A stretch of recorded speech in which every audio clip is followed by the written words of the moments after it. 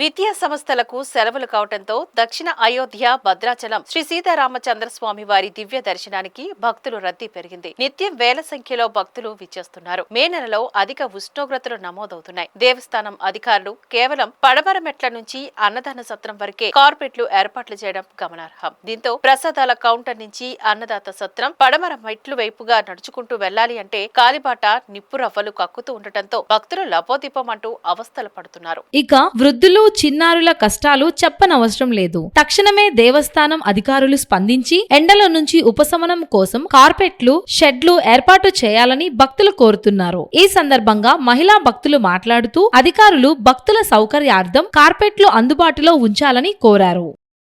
కాళ్ళంచి నుంచి వచ్చామండి. మేము గుడి నుంచి పైనుంచి కిందికి వచ్చేద్దాం మార్గంలో మొత్తం నడిచే కాలిబాట మొత్తం వేడిగా ఉంటుంది.